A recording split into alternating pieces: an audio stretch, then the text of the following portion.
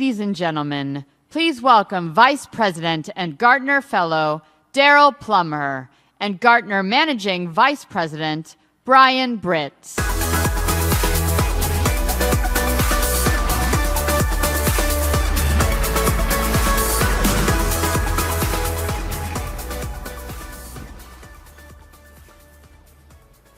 My first encounter with IBM was through an IBM Selectric typewriter.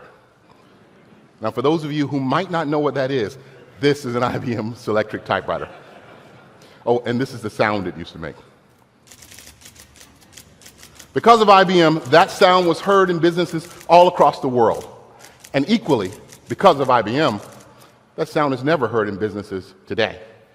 The company moved away from typewriters, and the world changed. My first encounter with IBM was as a teenager, trying to get my dad to buy me my first PC. He told me, "That's ridiculously expensive. You need to get a job." Eventually, I did get a job, working with a computer, but it was one of these. This, too, had its own distinctive noise. Much like Daryl's typewriter, the cash register itself is changing in the face of digital transformation.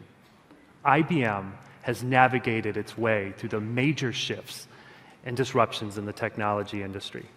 At times, it has led those shifts, diversifying its portfolio, acquiring new capabilities, and aggressively divesting of maturing businesses, has enabled IBM to become the $90 billion business it is today.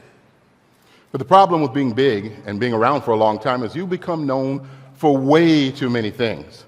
The company reports its revenue simply, approximately 20% hardware, 20% software, 60% services, but with a market cap of nearly $145 billion and a portfolio of offerings that number in the hundreds, IBM has brought together a range of products, services, and acquired businesses that are not very easy to integrate or to evolve. That requires versatility. And because of it, IBM means many different things to each of you. International business machines. Think. Technology. Collaborative. Knowledgeable. Creativity. Customer-oriented. Business solutions. Big data. Watson. Watson. Watson. Service. Stability. Innovation. Impressive. Bureaucracy. Adaptive. Global. Comprehensive. World class. Old. Desktop computers. AS400. 370. Mainframes. Poughkeepsie. Changing. Big. Blue. Clients still expect the tech giant to be the best at everything it does, has done, or will do. IBM needs to reinvent itself over and over again to respond to these demands. Right now, many of you may be asking yourselves, is IBM one of those false hybrids, capable at mode 1, but masquerading at mode 2? Gartner believes that eventually all big companies must become true bimodal businesses. Now, IBM has the dual burden of becoming bimodal internally while simultaneously being safe and fast for its customers. And you think you have a bimodal problem. Forbes magazine cites Ginni Rometty among the 100 most powerful people in the world. Entering IBM as a systems engineer, she succeeded at numerous executive positions. Her involvement with multiple boards, global organizations, and companies have always been about helping them to grow and transform. Now with IBM, she faces her own personal and historical transformation moment. Ladies and gentlemen, please join us in welcoming to the Mastermind stage IBM Chairman, President, and CEO, Ginni Rometty.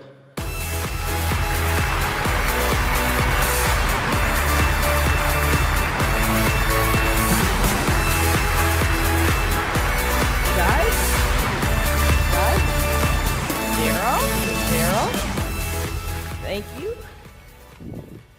I was trying to listen to that introduction back there.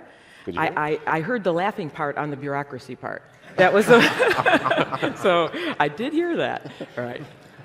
Well, Ginni, we're delighted to have you here. It's exciting. You're the first IBM CEO to join the Gartner Mastermind stage. Daryl and I shared our first experiences with IBM. What was yours? Well, let me before I tell you my first, because it's actually it's quite pertinent to the group that's here today, right? So this is a group of our clients. And so, because my first experience was as a client, because I worked for another company before I worked for IBM. So I would never start a talk up here with anyone without thanking everyone in the audience. Because I really, on behalf of IBM, we really do both appreciate that you allow us to serve you and that you have come with us era after era. And honestly, we feel a deep obligation to help you transcend those eras. And so thank you to everyone. And as a client, I felt that. So my first interaction was, believe it or not, because I was an engineer, and it was helping Burroughs customers. Most people would not remember Burroughs. Burroughs customers port from Burroughs to IBM. And then and I went over and then moved and worked for IBM after that. So that was my first introduction to it. And it was really the beginning of IBM's really long history in banking. And today, banking financial services is almost a third of the company, of the kinds of industries that we serve. And that was really deep-rooted at that time. Last thing I expected to hear today on stage was Burroughs. Well, me too, but actually I didn't. He made me think about that. I had to go back in time to my first interaction. Let me throw some numbers at you. You hear numbers all the time, and this audience has a number of them in their head, but not the ones that we might expect. We've all read about negative numbers for IBM, but the numbers that are not talked about as loudly are numbers like these. Cloud and analytics together have grown 30% year over year. Cloud alone, 70% constant currency all by itself. Yep. Now, when you start looking at that, it seems like this big ship that is IBM, hard to turn, is beginning to turn. So we look at this and we think, you've done a lot to support your teams in changing the company. But as you see, people still see IBM in a lot of different ways. And the new strategic imperatives only take 25% of the revenues. That's all it accounts for at this moment. Only is $25 billion, though. That's a pretty good number. Yeah. But it's still small compared to 70 or 80 billion. But as it changes, the question here that really is there, are you going to be equally as good with the enterprise solutions of the past as you are with the ones in the strategic imperatives? Yes. So, a couple and many different points to draw here. But one is, I think in many ways, my journey and IBM's journey is really close to many people in the audience as well. Because it just gives me, I can at least see hands. How many people are in a company that has existed more than five years? Okay, that's about all of us, almost, right? How about who's not? A company that's only 5 years or less.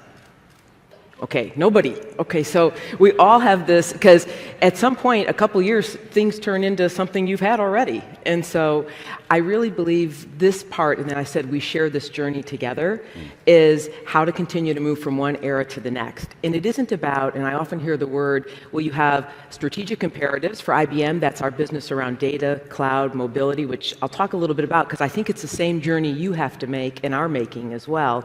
And then you have existing businesses, which when people use the word legacy, I don't think of it that way at all, and I don't think of your businesses as legacy. I do think they have to modernize, they have to be run more efficiently, so you could take what you sort of get out of that to help invest in innovation. That's a really important point. But you have lots of assets already that you want to really take and make more valuable. And in fact, we'll talk about what the future holds, but I think the winners in this room, and there is this chance about leapfrogging, are going to take those assets plus the new assets together, and that is what's going to make your business differentiated and more competitive. And in fact, actually something different than everyone else. And so when I think of it for us, I think of it the same way. So in part, like you were showing typewriters, you were showing personal computers, in some of those negative numbers, if I just maybe in a capsule the transformation for IBM, as I said, I think it mirrors everyone here. So what's our job, like yours? It's to take the company from one era to the next and hopefully bring you value so that you can compete more in the future. So on one hand, we are all kind of three big industry trends I think we all face. You could shorthand them to data, cloud, mobility. We all see them, we see value in it, and have to move to it. And for us, we've gone ahead and started to build businesses over years in those areas. Daryl said some of the numbers.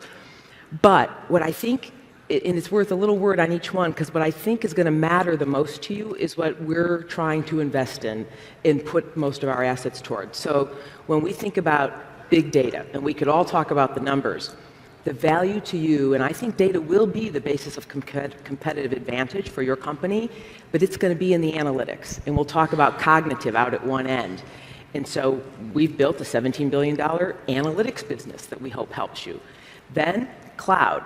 Well, everyone talks about cloud for, at first it was about cost, it was about infrastructure. It has always, in my mind, been about helping you with innovation and speed. That's why you do things on a cloud, innovation and speed. And I hope the word and what the value we bring you is to live in this hybrid world. Hybrid. When you think of us cloud, think of hybrid. We'll come back to. And then mobility, it's never been about just gadgets or devices. It is about helping you reimagine how work is done and how the people in your company do what they do and interface with clients. One quick question on that, though. These all things sound very new to your typical enterprise that has a lot of legacy behind them. Yeah. We see a lot of push on the strategic imperatives, but is there going to be a corresponding push on how they get from the legacy? Yes. Because it's holding them down in many cases. Yes, and so this is, I think, a really important point. So we all share that journey of going down that, and so for us, as I've just described, as we call them, strategic imperatives. But at the same time, look, it's as important for you to modernize the base of the business that you have. And so when I think of that, on one hand, it might be whether you use our mainframes or our power systems, they've been reinvented for mobile. They've been reinvented for all of this big data. If it's a strategic outsourcing company or strategic outsourcing client, we've reinvented it with data and analytics. Because you 24/7 can't go down, scale the data. Managed services aren't about people. They've got to be about intellectual property and how they do them. And then, of course, whether it's consulting, reinvented around, you probably didn't guess we're the #2 digital agency in the world. So how do you make this bridge, to Daryl's point? And this is what we've been trying to make very real through products. So for hybrid, one more sentence of background on that. For those of you who was around in the browser wars, was anyone other than me here at that time? Okay, now the fewer, half the crowd, right? But I want to make an analogy and then come back to Daryl's point on how do you connect the two worlds. At the beginning of very early internet era, there were these browser wars, and people were counting eyeballs and what they had, and it was about browsing. And in the end, I think many of you, we saw it, we knew it. They said, you know what? It won't just be about browsing. You're going to want to not only browse, you're going to want to buy things. You're going to look at supply chains, pricing. You're going to go back and forth. And that birthed a whole industry around middleware. So what we see happening with the cloud, and we're going to do some breakout sessions, what we've really been building toward is that world. You may call it bimodal, but that you take advantage of your assets and you put work wherever it has to be, and it is a world that says you will do innovation out on a public cloud. It might be shared, it might be dedicated. You will have your current systems. They may be traditional, they may be private clouds, right? And that you are going to want to connect those things together. So we've been bringing product out one after another that does that. So it started with a foundation. Obviously of a private cloud. We acquired a company called SoftLayer to have an on-ramp on the public cloud. Then we introduced a platform as a service, Bluemix. And before you tell me about branding, we're going to straighten that all out because they all have different names. So that is another mission we're on. I'm going to straighten that out. I promise you we're going to straighten that out. I've heard that before from other executives. Well, there would be no one else other than me that you could go to after this. So or there might be if I don't get it straightened out. But that's, we're going to get that straightened out. So this idea. In what Bluemix, even Bluemix is a platform as a service, it's made up of, we live in an API economy. And that's what, as you build your teams, you're building people who compose systems, right? They don't just write them. And so you have both sides. So this world to be able to, and I must say, I think there's a couple really important principles we've tried to stick to here. One is that hybrid has to be industrialized. This issue of security, this is why we've built 41 cloud centers around the world and growing. Understanding security, data placement where it has to be, regulations, privacy, by industry. Some of you are regulated industries and the like, but that's one is industrialized. The other thing you're going to want to do in this cloud world is, obviously, you've got to have analytics to run this kind of world, and you've got to have a great DevOps environment. So these principles that you also then and I'll stop, have choice. consistency and choice. You need to be able to take tools for, let's say, access and look across your work no matter where it's located. So we've introduced tools for that. So I think this is a journey on together, that we're on together, because this is the world you will live in and we live in too. And like I said, I feel a deep obligation to help you go from one world to the other and do it safely. I think you and Brian used the word safely, with trust, and then give you that advantage. You said the word trust. We're going to come back to that because it's very important. It's related to the security issue as well. But this transformation of your business, Brian and I have been talking a lot about how that transformation happens. It's critical to our inquiries that people ask, will IBM help me carry forth into this? I not only, I'm glad people ask, and it's our job to be sure they start to see all of these products that do that. And if I leave you with no other message, it is at the core what we believe is part of our obligation is to go from data, cloud, engagement, and connect it to the world that you have, because there's valuable assets in there. Data, there is lots of valuable assets. This is what's going to distinguish you from your competitors when you combine that with the outside world and what you have. So Ginni, you've described this transformation as becoming an enterprise solutions company, very different in many ways. Some of the innovative solutions may not start as enterprise solutions, whether it be some IoT solutions or even Watson in its early days. What are some of the things you're most proud of that IBM's doing to be able to help customers in both speeds when we talk about bimodal? Yeah, so this, and again, I'll get a chance to, I hope, mingle, when we're done and after this, to hear back from lots of you. I know many of you, but to hear from many more. When you say, what are we most proud of? I'm most proud of, you said that this remains an enterprise innovation company. And that means, Daryl once asked me about what are some of my lessons, right? And I think it's true for companies too. Don't define yourself as a product, a singular product, right? We didn't define ourselves as the typewriter or the PC. It was define yourself by a solution to hopefully your problem. And so I am most proud of, actually we've built an entire outsourcing business. I am most proud of our ability to have built a consulting business that keeps changing with the times. I am most proud of the solutions that we've done all around Apple, mobility, partnerships. And those are two, I think, as you look at the IBM of today, many partnerships and many open ecosystems and built on open standards. I'm not sure those would have been 3 words you would have said 10 years ago, right, about IBM and what we do.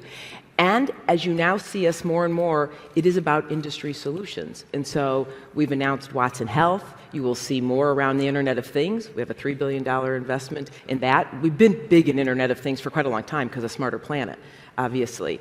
Can you give us an example of that? Just of Internet of Internet Things? Of Things. Oh, I think one of the greatest examples is the work we do with Pratt & Whitney with their engines, the idea about predictive maintenance. That applies to almost everybody in this room if you make something. And the idea that, in their case, predicting 6 months in advance, which obviously you avoid unscheduled maintenance at the time it has to happen, you do it in an orderly way, there's quite huge savings around that. Or just, you had some verbiage up there about different countries, the work we do in Beijing for pollution. So again, I think these are easy buzzwords to use until you push on the difference about prediction and analytics. So everyone says, oh, I predict the weather. But if you could predict the weather and be exact 48 hours in advance in a city like Beijing, as an example, you really would close certain factories, change different traffic. You will change the pollution in the air by the actions you take. But you must be confident about what you're doing way in advance. So this idea that you'll take data, form insights, and take real-time action is another. So I put that under the umbrella of this idea of partnerships around both data and consumer companies coming into the enterprise, being open, and then ecosystems. So as I said, I'm proud of the reinvention of our businesses, and I am proud of the launching of all of these new businesses. And again, the biggest measure is that it helps people in this room. You mentioned predictive. So there's some examples in your services business, perhaps, where the orientation has become more predictive and even more preventative, where we've changed the nature of this is a big point. And I think it's true whether you do managed services with us or you do it yourself in the systems you run.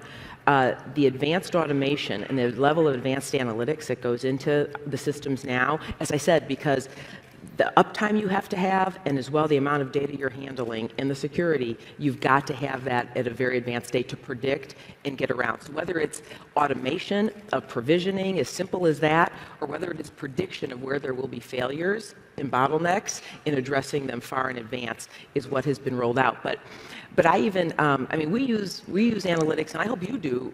I mean, this is to me, as I say to every one of the CEOs I meet with, data will be your basis of competitive advantage. Start with that as a basic premise, right? And that is what you've got to start to put throughout your whole company in all different ways. So whether it's around predicting supply, it's everything. And I think the difference is how much you do of it, right? Because everyone will say, of course I use data, but it is the degree that they predict and the degree that it's real-time changing actions in the company. That's the difference. Predictiveness, analytics, you've mentioned these words several times.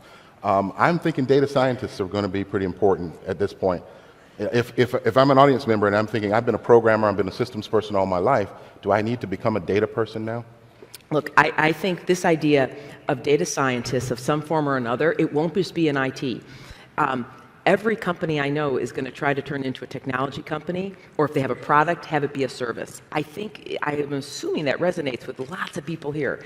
And so both training your current folk and then folks that you hire. I know we're working with 1,000 universities around the world in training folks on data sciences as they come out. So that will be the future worker of the world here in many, many different ways.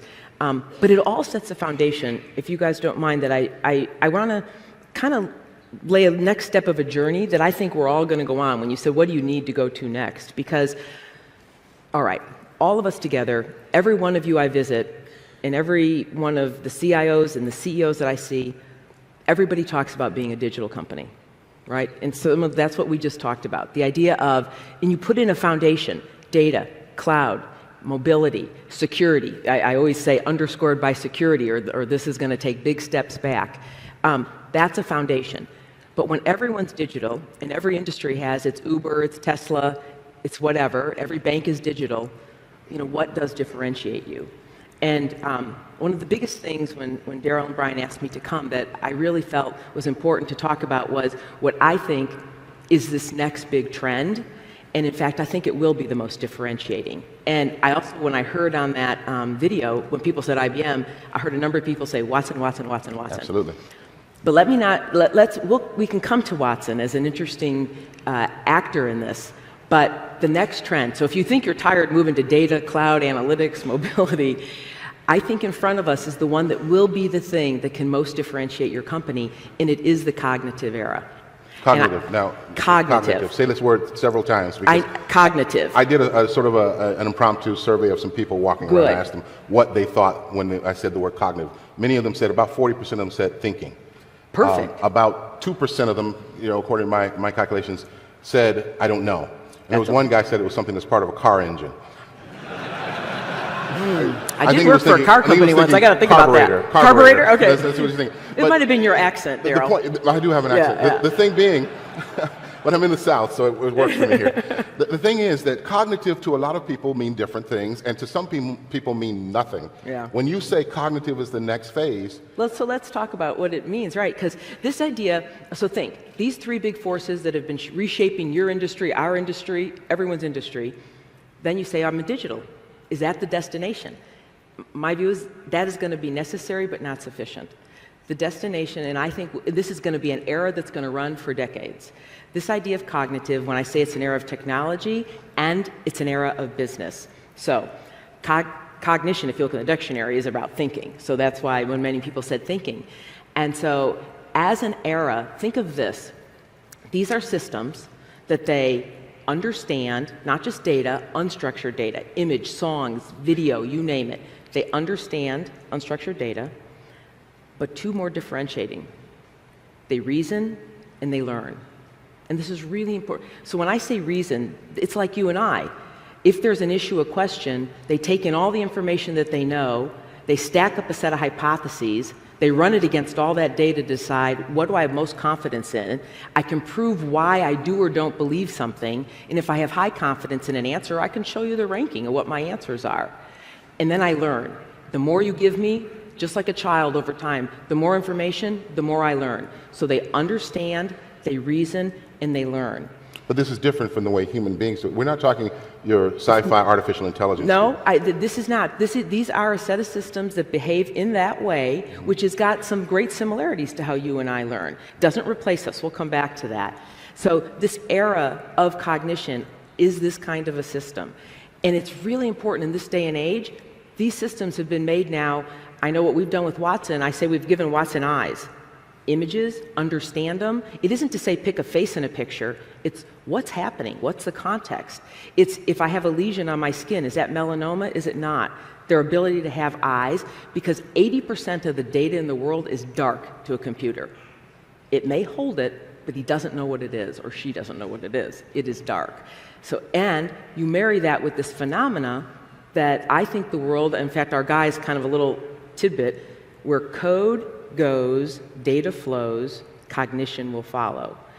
The world is being rewritten with APIs, with code. I mean, your average car has 100 million lines of code in it, right? 100 million lines of code in your average car. So that era of this ability to make things thinking will now permeate business. And so in Watson, maybe just a second, because Watson is in fact the beginning of this. And did anybody see Jeopardy 2011 when Watson played? Can I just sort of see a hands of about a third? A half. So when Watson played and was often talked about, Watson had one engine and could do question and answer. Today, and in fact, I'd ask you to just pick up the Wall Street Journal. Today we put out an 8-page insert to talk about this era. It's not advertisement, it's talking about what does it mean, the cognitive era. Watson today, first, it's not a supercomputer. It is a cloud. It is a set of services that can go in every part of a business. Second, it's not one engine, it's 28, underpinned by 50 technologies, soon to be another 50, from 28 to 50. So think of it as the API world. Go out on the cloud, you'll find it there. Therefore, what does it do to business? It can, and this is where I think this is the next most differentiating. So once digital, how do you differentiate? I want you to think of digital business plus digital intelligence. This is the new era of cognitive. You will scale expertise. You will have a different form of engagement with your customers. You will absolutely have different products and services. You will change how you do your operations. And anybody who does any form of research will fundamentally be changed. But how is a cognitive business different from a non-cognitive business? Well, if we've got algorithmic capabilities, we've already got compute support. How is it different? Okay, so let's take a couple examples, in real live ones. And when I named kind of those 5 processes that we all do in our companies, think of this. When I say deeper engagement with whoever your kind of customer is, we have an insurance company doing work with Watson. And as you know, insurance can be a complex product, depending on what it is you're buying and selling. And as I'm working with filling out a form as an example, because it knows me, knows my situation, and is helping me with how to fill it out and answering my questions in context, exactly. So far, 9-point higher closure rate. Most of you, if you are in any of those industries, if you had a 9-point higher closure rate, that is a different economic basis for a company. Or one of my favorite, and one of the things I think you're going to see this happen in your company first, it's happening in mine, it's to scale the expertise of everyone. So if you could get all your call center agents to perform like your best, or if you could get your best wealth advisor, if you're in a bank, to perform like everyone else, to perform like the best, kind of take the average up, that's what you're going to enter a world where something like Watson and that person working together comes up with a better answer. I was telling Daryl last night, I said, America spends $156 billion, American U.S. businesses, on education, and most of us forget 90% of it in the first year. So if you had a way to bring that back to life, which is what we're seeing happen, that's part of it. This is why I say it's a journey, and it is. I see clients kind of completely redo underwriting. We've got clients now thinking about how to completely change how they do research. Products and services, one of my favorite, we have a big ecosystem too. We've opened this up, is a company building child's toys, a little dinosaur that he takes on the personality different based on the child and how he interacts. That is a learning product or a service. A supply chain. One of you that we're working with on a supply chain, because of the cognitive application beyond analytics, it's learning and changing real time. Sales up 2 to 10, margins up 5. And this completely, when I say changes the basis of what I think is economic competition, that's the era I believe and it's just a beginning that we're going to. So Ginni, you alluded to using cognitive in IBM, and for those thinking, I hear the journey and that says, don't worry about it now. Can you talk about, and I know, for example, I'd get started now. Some examples that you've used today in your services of business, yep. and some of the results that maybe will come in the next couple of years? So just a couple of quick examples. Level 1 and 2 product support, where we help you with issues, level 1 and 2. Watson is aiding on all of that behind the scenes, right? So as you talk with people, Watson is there helping. Inside, we're a big company. We've got almost 400,000 people, something called Blue Match. Watson knowing the person, knowing their skills, matching them to the right positions, the right jobs. And the difference, as you can say, is, well, you could have other kind of things that do that. It is the level of cognition and learning that goes in. And this is, to me, when I say it'll change, those are just 2 examples for us, and many more. It's a silver thread that goes through every part of our company. And I think it'll go through every part of yours. And everyone I talk to talks about digital, and they're either disrupting or they're disruptee. You have your choice. This, to me, is an era that allows you to be the disruptor. And that's, to me, what is so promising about this. A big disruption, though. Now, I asked you about skills? Protecting the customer base, the traditional customer base with all these new things. Now I have to ask you, should we be thinking about jobs? Because everything you described is making company more efficient. Does it need less people? I have such a strong view about this, but it is grounded in an experience that we have had, that this is not about replacing what people do. This is about augmenting what man does. And this is man and machine, of which together they perform better than either one or the other. And I have watched this. Many of you know that some of our early work with Watson has all been in healthcare. In fact, enough that we've launched a whole business over this. And I have watched doctors who are typically a little bit, they're not like in love with technology, right? So there are those of you, but I have watched what grows almost like a relationship between a colleague and that's why this isn't analytics, this is learning and dialogue. And so that ability, and by the way, every industry's got data doubling, every 2 years. It is impossible for your professionals or you to keep up. And so I really think, Daryl, we're coming into a time when this is going to help us do things we couldn't do, which is what I've watched these doctors do, or help everyone be better. I mean, just for something as simple as breast cancer, not as simple.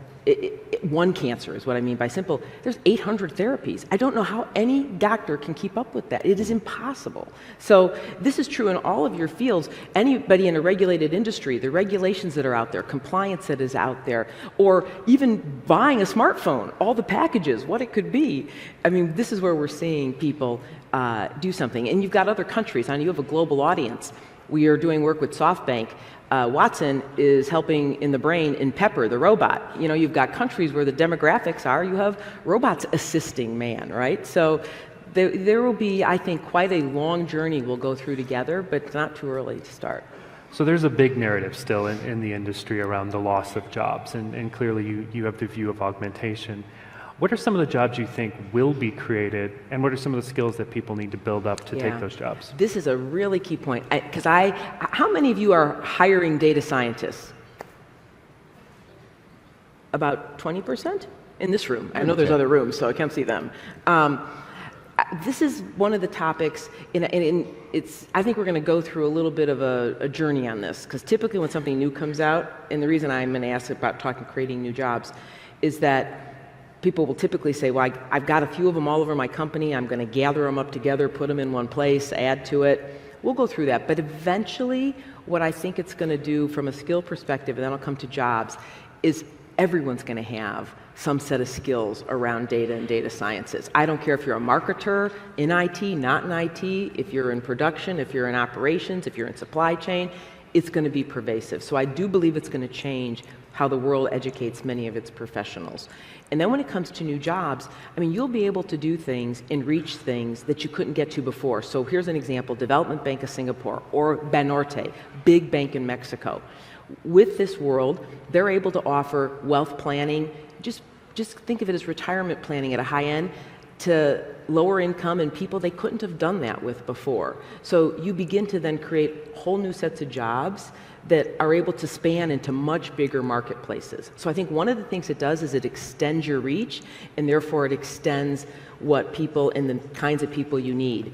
I see that with utility workers. I see it in all different ways. In fact, I actually think what it does more, it not only creates jobs with reach, does that make sense? Individual jobs become richer. And so I have now heard the word concierge from about 5 clients, when actually it's the position that started as either a repair person, and now they're turning into a concierge because of their ability to predict and offer so much help. They're saying, you know what, this is actually kind of more of a concierge sort of like service I'm offering. So I think it will also reinvent current jobs as well as extend the reach of Now, I'm very hopeful of the creation of jobs, but I'm not buying that we won't lose a lot of jobs. In fact, I think you have a secret plan to have Watson replace analysts like me. Big job. No. You know what? Let's not be, on this topic, look, and everyone here is an IT professional. You go back in all the eras of history, as science and technology have advanced, certain things have stopped and things have moved on.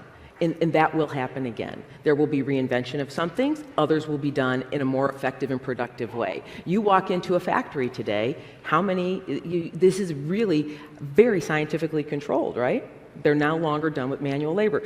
So this cycle continues, but on it comes then new things, right? And I tell you, to me, the promise is so large out there of what can be. One of the other, what I call them moonshots, we're doing as Watson is with education. And to unlock how each child learns, knowing that child's learning ability, how that child should be taught. I mean, that opens up, to me, that's a whole nother world for so many people. So I agree, there will be things that can maybe be replaced, but there will be many more that will open, and time has proven that over and over again. So cognitive opens up competitive advantage in the view we're discussing. Do you believe that that also shortens the window in which that advantage exists, since others are able to quickly replicate it? Well, here's what I think this is very differentiating. 2 points. One, how in a cognitive world things get smarter. It's not only the external data, which we should talk about what it's like to have to deal with and really make use of that information. But the second thing is you have assets in your own company that you bring to that party. And so that, to me, and this is what we're finding, everyone comes out with a unique solution based on their sets of experiences, their assets, combined with this world. And so I view this as very differentiating, and it allows people to do things they weren't doing before. I can see it in the hundreds of clients already. I'm telling you, they are all picking different areas and ways, and then it moves its way through a business. So is it rate and pace? I think it's a journey, and it's something you get started, and it is a different way of working. So, but highly differentiated. And those of you that have lived through disruption, I think everybody's far ready to be the one taking the lead and be the disruptor. And that's what I believe some of these technologies now offer. Let me shift gears on you for a moment. Let's do a lightning round. Yeah. We talked about this. We're going to do it a little differently here. We're going to ask you several questions, or we're going to make several statements. And if you could answer with true, false, pass.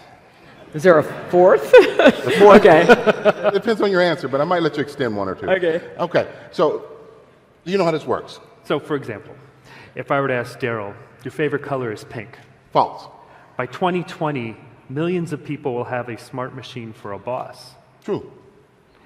False. Sorry, that was your. Clearly, Ginny's ready. I get the drift. Okay. You get how it works, right? Mm-hmm. Okay, I'll ask you a few questions. In less than 2 years, the average U.S. citizen will use a cognitive system at least once every day. True. Secondly, through 2020, technology companies will hire more data scientists than programmers. Was there an answer that could be no. More data science and programmers? I believe they're going to get blended together. So that's false. Okay, so that's false. Extend for a second. Oh, extend. Yeah. I think this is actually quite important. I believe the folks you're hiring, what you're training, these are folks that both assemble, they compose, applications and functions, and they integrate and have to understand information in a very broad way. So I believe these two things really do start to come together. All right. By 2018, the most important data analyzed will reside outside of the corporate database system. The most important Data analyzed in a company. analyzed will be outside. I would say false. I believe it will be both. This is an absolutely a key point. What you have is not legacy data. You guys have got longitudinal and huge amount. Many of you would all tell me you don't really, and your companies will say they don't get the value out of it. You're awash in it, but you don't get the value out of it. So it is that combined with what is outside. It'll be a different kind of data, though. So I know I'm extending. Remember, 80% of the data in the world is dark to everything you do today. You can't actually interpret it. That's what's changing. You're not playing fair, so I'm going to ask you a fair question. All right. Okay, go ahead. The last one, the Miami Dolphins football team would be better off hiring Watson as a coach. Oh, pass. Pass. If only you knew I know nothing about football. I did know that. But we do have, Watson is working on some fantasy teams. There are companies that have sprouted up on that, yeah. Excellent. Yeah. Ginni, this has been a great discussion. Let's bring it back where we started. We talked about our first experiences. What would you love for the youth of today to say in 20 years was their first IBM experience? Oh, no doubt it would be to have engaged with Watson. It will have, and whether that will be to have helped them learn, to help when someone is sick, do a diagnosis, or whether it would be permeate in many different ways. They may not even know it's Watson. And again, because this is not the world of just artificial intelligence. This is so much more than that. As I said, AI is one engine out of 28 in what Watson does. This will be a thinking world, and I hope what this does is allow every child to learn to their fullest capacity. That, to me, is if their first touches are in school or even sooner with their toys, in a way to have something interact with them that understands them and helps them learn. Some customers think you're moving too fast. Some customers think you're moving too slow. Who's right? Everyone. Because in certain areas, we need to keep moving faster, and in certain areas, we are going fast. And this idea, look, we're 104 years old. How many other companies are over 100 in the room? Okay. You're all sitting in the front. It's because this is interesting. So a couple out there, and I'm going to guess you'd say the same thing. When you're 100, and particularly in tech, you only make it era after era if you place some big bets. So we're going to go fast. We're going to go fast in an era, stake the claim in cognitive. I really do believe, like IBM's done before, it's had other moonshots, whether that was a System 360, our long history of things that have been invented or things we've done. This is our moonshot. This is it. And so you stake a claim and you move fast. Now, are there other things we need to move? You say, are you too slow at some things? Look, when you're a big company, there are always things. I think speed, speed, speed. My own team would say it, and I've said it. When you run a company, if there's one silver bullet in this world today, maybe people would say that it's speed. And so internally, you mentioned something in the introduction about bimodal internally, both of you did. We do and focus on as many things internally in that area, whether it's taking the whole company through what it means to be agile. Now, mind you, you don't want us putting out new versions of air traffic control every 6 seconds. So there's certain things that applies to and certain things it doesn't. But taking agile as we are through our whole company, you'll meet our new CIO here. Well, it's been a couple years now. We've completely redone my own internal IT. So being agile, taking design concepts through the whole company. So all those are ways about making the company, in fact, change at a faster rate, because I think that applies to every one of us as well in this room. So speed, when you say fast, slow, some, we're going to stake our claim, others keep moving faster. So we've heard you're going to go fast and you're going to go slow. So somebody's going to be dissatisfied somewhere. I hope not. But I hope we pick the places to go creating slow. as you go. You Now, got it's been an interesting conversation. What we've heard is cognitive business is here. Now the era begins. The era begins. 8-page spread in the Wall Street Journal. Wall Street ads Journal. on the Monday Night Football. Are you going to raise prices to cover all that advertising costs? No. This, you got to do more with less. That's how everyone does. And so, no. I hope. Did anyone see the commercials last night on the football game? Anyway, so only this group allowed to watch TV. I see. That's the IBM staff, by the way. I don't think so. No, you it's been guys didn't let everywhere. them sit in here. we were swamped when we woke up this morning. It's everywhere. So Yeah. cognitive is here. You don't believe it will destroy jobs. You believe it will create jobs and assist to enhance the workers that we have today. You've said it's difficult to change the company. You're an enterprise solutions company today, and you will do the hard things. You will help those who have legacy environments to keep up and to modernize, and you will move them forward into the new technologies like cloud, mobile, security, and so forth. Analytics is going to be king. I believe for everyone. Absolutely. Data scientists are going to rise, but programmers are still important. That's good for me to hear. And overall, IBM is going to continue to push to the future. Is that a Great fair thing summary. to say? Great summary. I think Great Brian summary. has one last question for One us. last question. What can people do today to go experience cognitive? Just go out to the IBM cloud and go to Watson. And I want you to go right ahead. The APIs are out there, and go right ahead and just pick one out, try it out, do it. Go do personality insights. And Watson has learned actually to analyze tweets and the like, and can tell you a lot about yourself actually. So personality insights about yourself. Do it about yourself. Okay. Just as a starting point. It But beats Googling yourself, that's for sure. it sure does. I'm scared. No, I know what Watson's going to tell me. Jenny, thank you very much. And Brian, it's been great. We've spent time with you guys, and we will hope to continue to do this kind of conversation as the day evolves. Thank you very much. Thank you to everyone here. Thanks, guys.